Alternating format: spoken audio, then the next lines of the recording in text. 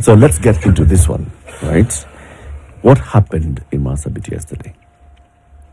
What exactly happened? Just take us through the chronology of what happened, what you know so far. Yeah, first of all, I want to bring you from not very far, but as far as it can take. Okay. The border between Dukana, that is in Northor, and Sololo, maybe a distance like 100 to 150 kilometers, is an open and very porous border. On one side, we have the Gabra communities living on the northern side, and the Borans living on the eastern side, which is on the Sololo side. Over the last, I think, 1 year or so, although this thing can stretch as far as 30 years, where bands of armed group and men, they will cross the border, attack a village, kill a chief or a prominent person. And even from the Kenyan side, some band will go across into the Ethiopian border and kill maybe an elder who is opinion leaders. So this ping pong has just been on and off, on and off. Sometimes they'll come and burn your house if you are on that border, suspectedly that you are harboring a group that wants to influence the politics in Ethiopia. But what happened 24 hours ago or so, there was a lorry that was flying between Turbi. Turbi is a town on the Moyale northern border, but on the A2 highway. Is I think for you people in the media, is a prominent town. You know the Turbi massacre and all that. Yeah. So this vehicle was flying between Turbi and Dukana. So around a place called Forole, that is hardly 6 kilometers from the border, this vehicle was ambushed. So the attackers just put a flood of bullets on the vehicle. It's as if they didn't care whether there'll be anyone who survives or not. Once they completely disabled the vehicle, I think a young girl, by miracle, she was able to get out and run. And you know it was at night, around 9 in the night. So once the vehicle was disabled and the passengers were killed, then they burnt it down with everything. Luckily, I don't know how some two guys managed to just wriggle out of that vehicle.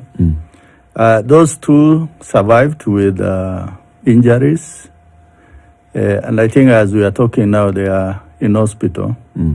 And they say that they are in stable condition. But the vehicle and everything was burned down in shell, the contents of the vehicle. Nothing could be salvaged. And there were people on board the vehicle? Yes, there were 9 people on board. And I think out of those, 6 were killed. Does it look like, I mean, of course, there are very many opinions flying around at the moment in terms of why this happened in the way that it did. But does it look as though there was a target? Was it a missed target? Because one now is looking for the reasons as to why you would then burn these individuals in the car. One manages to escape and then you burn the car down. Was there a target that they missed? Was there somebody that they were looking for? Or was it just another incident to show, some kind of strength? I think I would agree with you to an extent. We are just groping in the dark. Maybe they were looking for a particular individual whom they thought was on board this vehicle. But what is quite annoying and unnerving is the brazen nature of what took place. Because if these guys were armed, then you would say it is in the process of exchange of fire. That there was maybe security on board. But none of that. This was just civilians who are just on their normal chores. And we expected, okay, they could have just stopped the vehicle, ransack it, and even go away with those... the goods. The goods and even those passengers, in case they really wanted to get all of them. But once the vehicle was disabled, they didn't need to go to that stretch of the people have been killed. So why ban them? Because yesterday when these people were being buried, they were not able to identify them. So they just got the remains, whatever they could find in terms of body parts. And then they just interned them. So for us, because we are Africans and we are people who are fairly cultured people, there are things you don't do beyond that human extent. You kill the person. So please, don't do other things. You don't have to burn them. You don't. So you said that this appears to have been something there's been some tension in this area for a couple of weeks. That is, even culminating in this. What is the security situation like? What's the deployment like of security agencies in this area? I think what is a bit encouraging is the level of response. Because as soon as this incident happened, I think in matter of hours, there's a military camp that is about 10 kilometers from the site of incident. And they quickly responded. They were able to cordon the area. And then there's a police station at Forole and also Turbi who responded to this. So as we are talking, I think the government is cognizant that border, something needs to be done. The funny thing, as long as that border is, there are no border crossing. People cross at whatever point, carrying contraband, drugs, arms. So one of the things we as leaders of Marsabit, we have been proposing is we need to live in the 21st century. That our borders, if they are not going to be completely policed, there must be some checks on who comes into our country and who goes out. Kind of, what are you saying? A wall? Yes, not a wall. Because to have border crossing so that people who are particularly in vehicles, those vehicles must cross through some points. Because if an incident happens, either side of the border, then somebody asks, and how did those people go there? Who knows how many people are on board? The only thing now, today we know is that vehicle started, the journey began in Turbi. So people know who are on board. Akina so-and-so, Akina so-and-so. Yeah. But otherwise, what would have happened if it was burnt across the border? Because our people cross that border sometimes at will. Nobody will tell him or her, why are you crossing the border? Is there anything to mark the border? The border is marked, it's fairly recognizable. How? It's known. There are pillars that was there since independence. And I think they were reaffirmed. How far apart are these pillars? Maybe about 10 kilometers. I think about 10 kilometers. Because it's a fairly large border. Yeah. The stretch is big. But in terms of, by the way, in terms of the Kenya-Ethiopian border, we have never had issues in terms of border delimitation. What was left to us by the colonialists has been respected. And Kenya and Ethiopia have been the best of neighbors in terms of security arrangements, in terms of defense pact. Because we used to look at things during the Cold War, where the Somalis were in the eastern bloc. Kenya was in the west. And Kenya and Ethiopia, they happen to be almost like allies. Yes.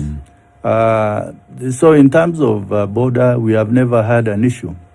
But what we are surprised in the recent years is the incursion. So the increasing incidences? Yes, increasing incidences. Why do we have a military base here? We have a military base in Moyale, also a military base in Marsabit town, a place called Karari. But also we have a military outpost, a place called Idido, that is not far from Turbi. Why? Generally, deploying the military is about sovereignty of a country. That I give assurance to my people that no external threat will affect the security of my people, their properties. So it's just like an insurance. You don't insure because there will be an accident, but just in case there is some recourse. But then, Mheshimiwa, there have been very many in cases now, recently, in terms of just cross-border conflict and over years around the area of Marsabit. The difference between what we experience in Marsabit and like maybe other places, and I will also consider the Kenya-Somali border. The sort of transitional or community that lives across the border sometimes is very tricky to the government, because the Borans live, Borans, Gabras, the Gari in Moyale, in Mandera, the Somali in Garissa, Wajir, Mandera. They live across those borders. And what these communities who live along these borders, they want is unfettered access. Because they say, I'm visiting my family across. You know, the government will say, yeah, there's nothing wrong. But I think we only get shocked and really get annoyed when that thing transcends into lawlessness, killings, and some sort of impunity that borders on there's no law and order. Let me ask this question, Mheshimiwa. Yeah. When one looks at the issue that we refer to as conflict, whether it is in the Marsabit area, whether it is in the northern rift of this country, between communities who have lived next to each other for generations, I want to ask three questions. When these conflicts arise, there's usually a genesis. Do these communities have a laid down cultural, historical way in which compensation is given or issues are settled? That is my first question. I ask this question because if I think of the issues that we are referring to, I am taken back in history to July 2005, what was referred to as the Turbi massacre, in which 56 people died. But that massacre can be traced back to the year 2002, when a Gabra man was killed, and it was said ostensibly by the Borana. The retaliation was some 728 goats were taken back and forth. I'm simply asking this because anything that happens in communities that have a history of conflict, there's a genesis. And it appears some of the issues were not resolved. So I'm asking the question, are there cultural norms that allow people to settle these matters when something of that sort happens before it escalates? Wonderful. I think you are right, and I agree with you. We are highly traditional, Yes. and we are highly a compensatory culture that lives together. Like maybe I can talk with fair authority on the Boran and the Gabra. These are the same people, they intermarry. Yes. Their culture, the language, basically everything is one and the same. Yes. It's just the axiomatic that these are Gabras, these are Boran. So when a person is killed, and it can easily be traced that this other group killed, the first thing is to accept that we are responsible. And that discussion begins from there. And I want to give you a live example. A few weeks ago, there was a border young man. He gave right to some two fellows from the Ajuran. And then when he was, people identify him carrying these two gentlemen. Mm-hmm. So the next thing which was reported was this guy was killed. And quickly the Boran said, the Ajurans are the ones who killed. And they take responsibility. And indeed, they took responsibility. And as we are sitting here, the Ajurans, I think they did some compensation to that family and also to the community because they owned it up.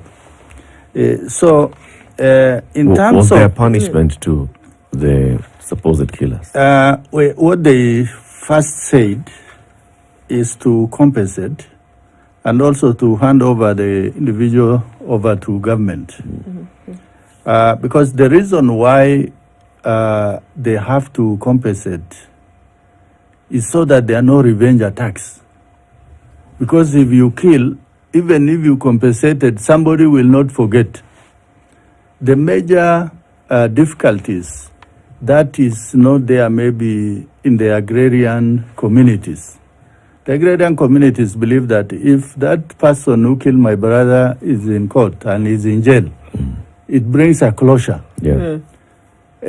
But for these pastoralist communities, the closure is that compensation. First you say, I am sorry. The second is that individual will have their day in court. Then it has brought a closure. Mm-hmm.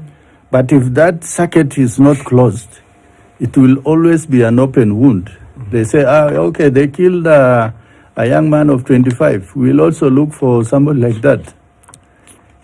In terms of what you say, the issue of reparation or compensation, it is that other community that must own up. And indeed, if they own up, then it happens. You try to bring the example of Turbi massacre. Yes. And Turbi massacre, the much I know, is the sort of, there's an incident that is committed and it's swept under the carpet. Another one happens, this other group follows it up, nothing happens. Maybe an individual is arrested, is taken to the police, is released. So the other guy keeps on just taking his stock. Wood just first. Yes. So I agree with you. Even the issues of North Rift, the Turkanas and the Pokot, they are highly traditional people. And if the elders on one side accept that we took 20 of your cows, we are going to return them.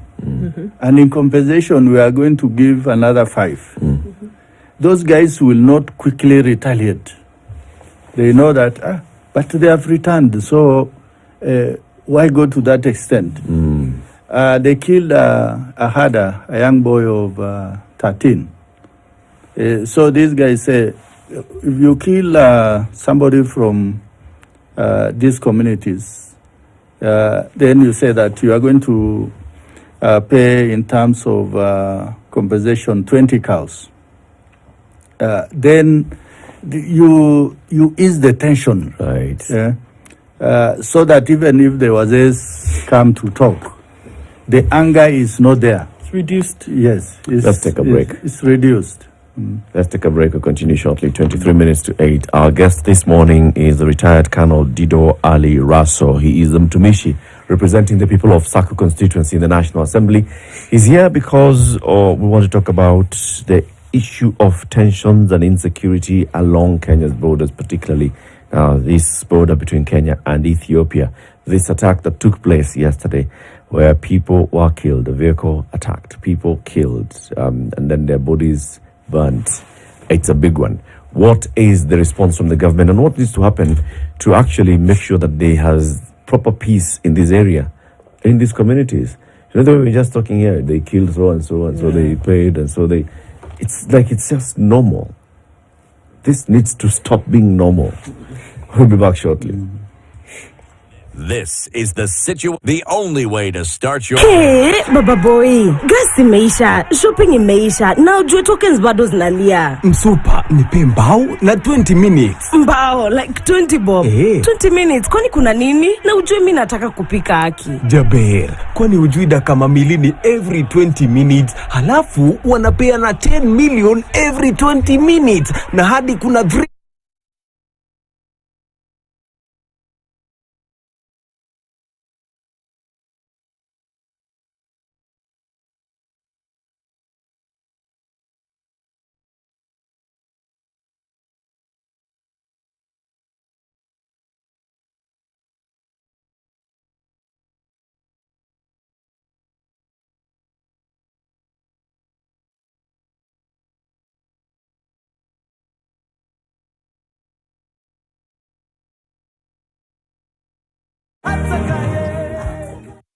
Get ready for incredible savings with our special factory prices on all tile profiles. Enjoy unbeatable discounts on our Gauge 28 matte, Gauge 30 matte finish, and glossy Gauge 30 tiles.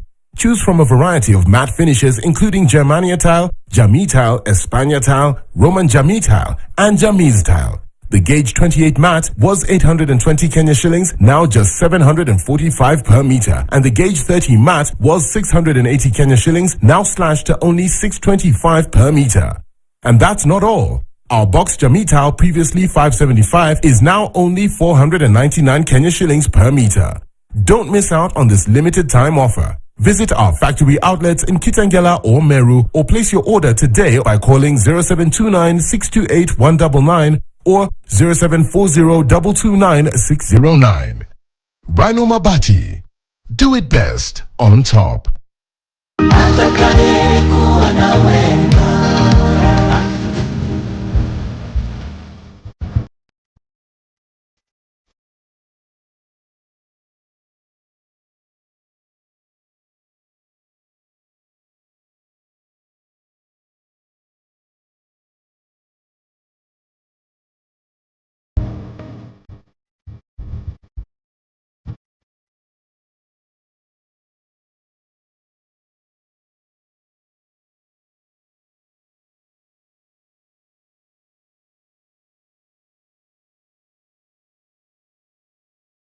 Spice FM. Spice up your life. Mature, intelligent talk every morning. Spice up yourself.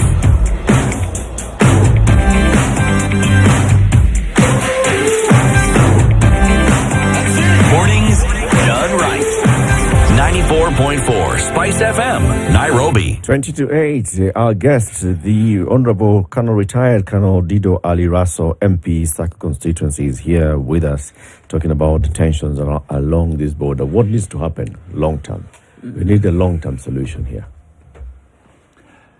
I think in long term, one of the things that must happen is we must go from the known to unknown.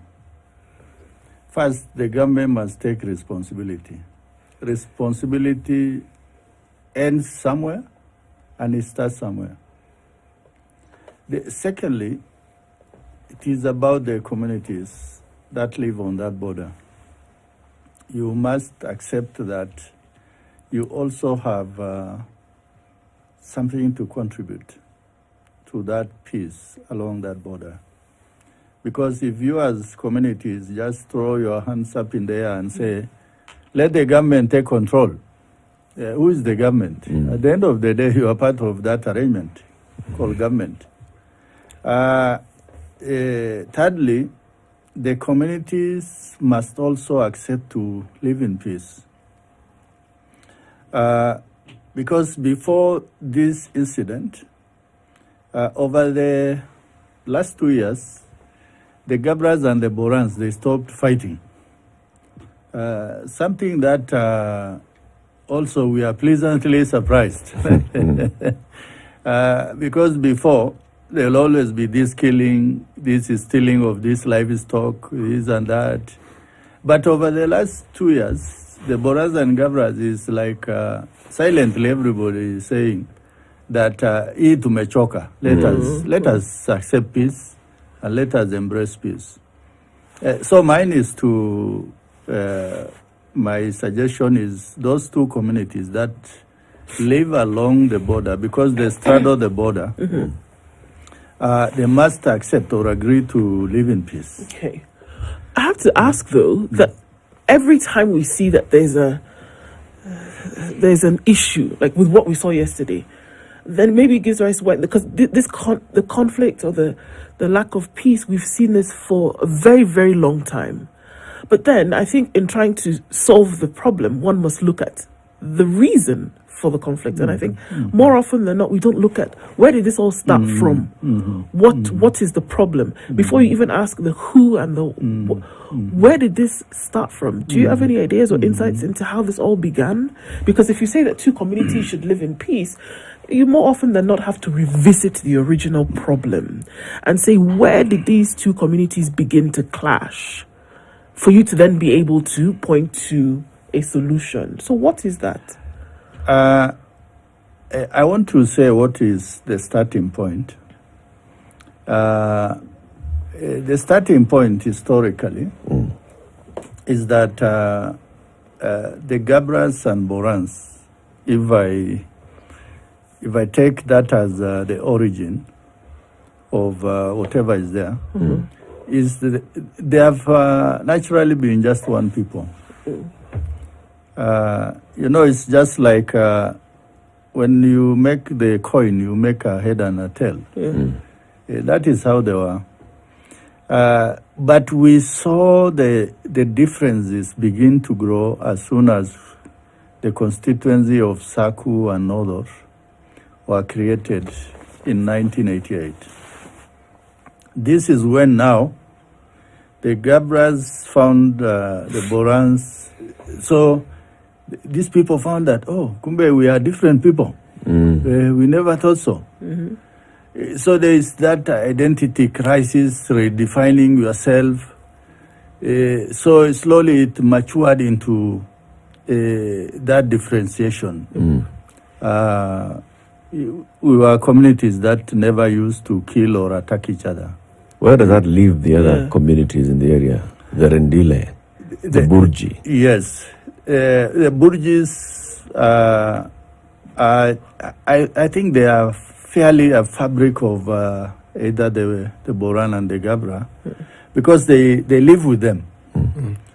And they are business people, they are agrarians because they are largely farmers. So by and large, they are not part of this conflict. They will not fight any of them. Now, the Rendiles, the border with the Borans and the Gabra, we attack each other not for hatred or killing for trophy, but people steal animals from each other. They're wrestling. And in the traditional days, when there were no serious government, it was a hobby to steal from so-and-so just to do restocking. So we used to find it's normal. But also that time, the issue of killings were not that many. Because people used to just hunt with spears.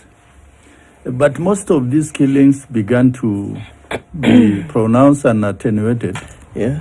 Once people started having guns, machine guns, automatic rifles.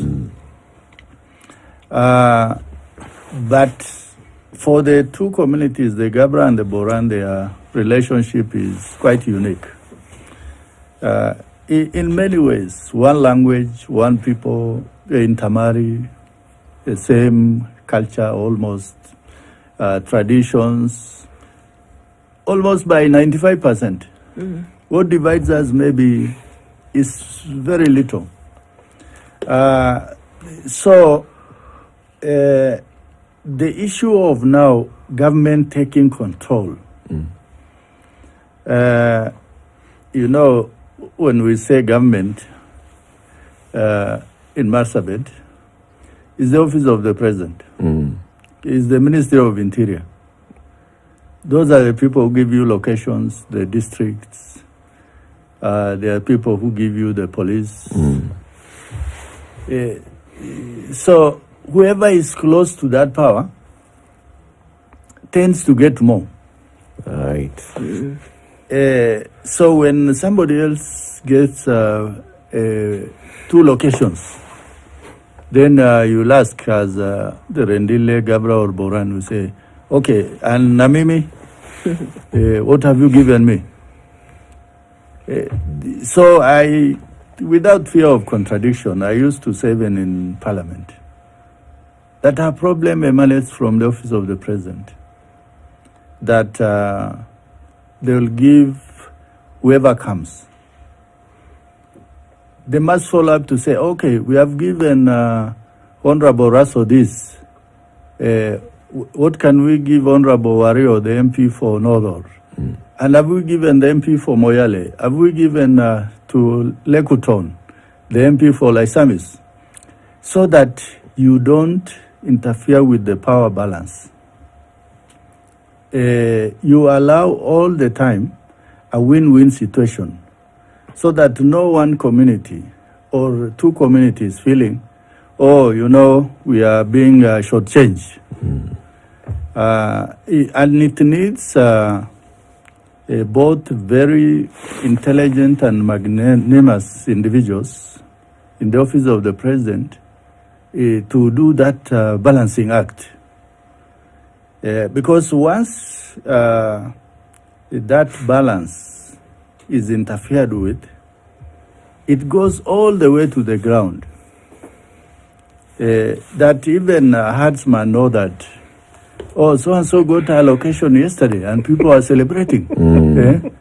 So-and-so got a chief from their clan. And yesterday they killed a few bulls. So such things matter. Such things matter. The National Cohesion and Integration Commission has done a lot of work on Marsabit County.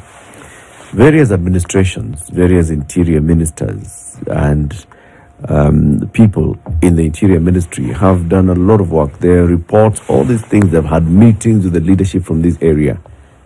Are you saying that none of them really sees this as a solution? Has it never been put to them? You know, Eric, the difficulties that we experience as leaders and also politicians Kenya is quite different from the whole of this region.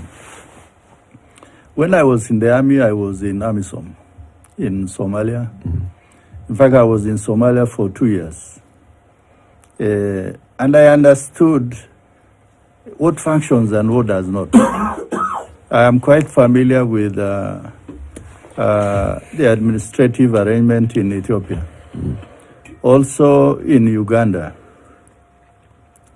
Not that much, but a bit in Tanzania. What those countries tend to do is first is they demonstrate to the population the presence of government. That citizens will not act out of any disorder. They will always fear on their back that there's government. Secondly, these governments are very cognizant to say that, are we disadvantaging any group? Because potentially that will be a spark.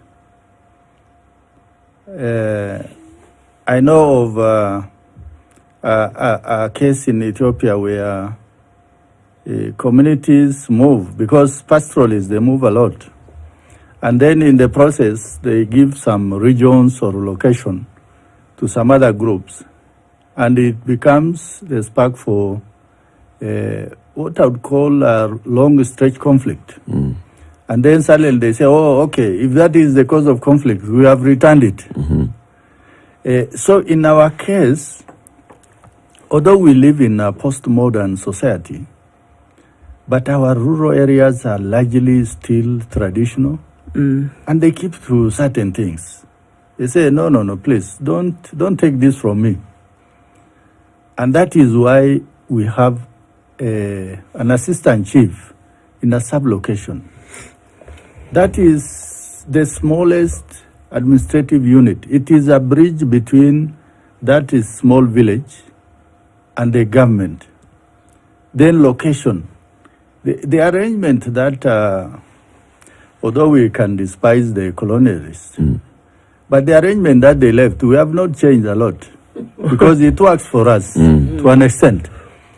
So for me, and the question that you have asked, we know that there are a lot of achievements in terms of what they have done in the office of the president or Ministry of Interior, as it were. But there are certain things, a decision which was taken under Kenyatta 1, under Moi, under Kibaki.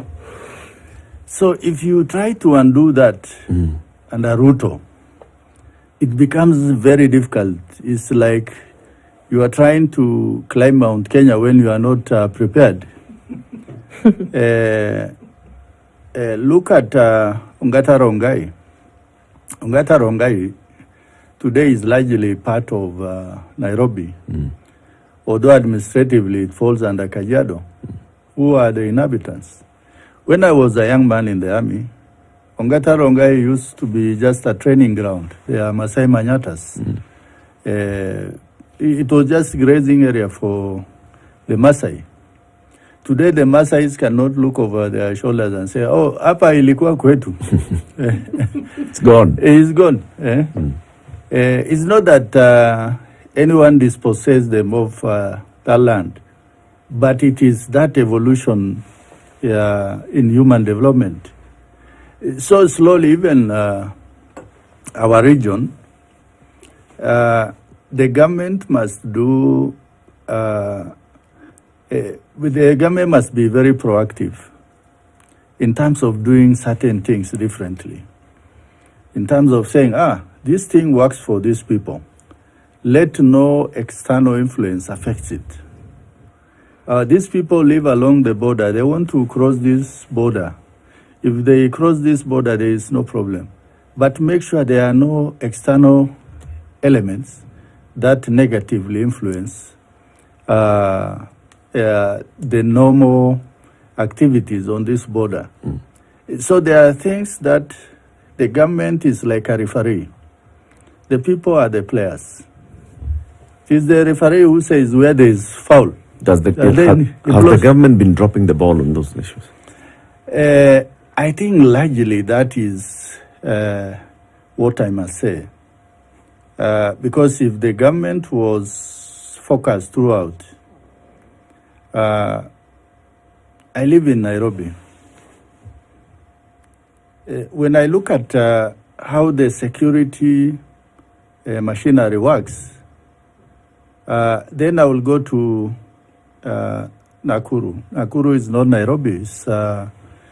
Is what I would call peri-urban. It's urbanized, but also there are people who live in farms. They are almost rural. That combination calls for a different type of security arrangement. Then as you go out completely, you go to Baringo. Baringo is very different. One party is urbanized, people are living in towns, they are very peaceful. And then just across, when you go across Lake Baringo, then that is like an area where people are fighting. So that security arrangement is different. So what I would personally advise or advocate for is for us not to appear to be making the same arrangement that we think it works in town, it can work in rural. It doesn't. That's why we have the NPR in those outlying areas. There are not enough policemen, there are not enough security agencies. So you give arms to some of the locals to take care of the security, not just against marauding bands of bandits, but also against animals, because animals will come and attack your livestock. So there's no time to call security. You need to have your own arms. Yes. I saw some of the leaders after yesterday's incident calling for the rearmament of the National Police Reserve. The locals to be rearmed because they were disarmed some time ago. Would you advocate for the same? Yes, they were disarmed because the NPR became part of the problem rather than the solution, because they come from one community. So this community is fighting with the other one. So they contributed actually more to that insecurity. But if the government is going to rearm, which I would advocate, then the security arrangement must be different in terms of who are these people with arms, where do they live, what are their responsibility, because you cannot give a person an arm without responsibility. That responsibility must really be there. Responsibility without borders is no responsibility. And when you arm a civilian, it's not like a security person who keeps that arm in an armory. They will go with it to wherever they go. The market. Yes, everywhere. So that policing, that arm does not do what is not really prescribed. Okay. So rearm them, but put stringent conditions on them. Indeed. Kano, we thank you for joining us today. We hope that you'll come again and we'll continue this conversation. Kano Dido Ali Raso is the Member of Parliament for Sako constituency in the National Assembly. He's been here. We'll be talking about the insecurity in Marsabit County, what's happening, and what the government needs to do to address this issue. Keep it here for more. It's 8 a.m.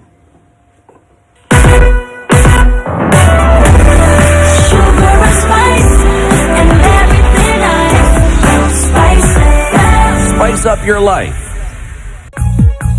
Eldoret Town, the cradle of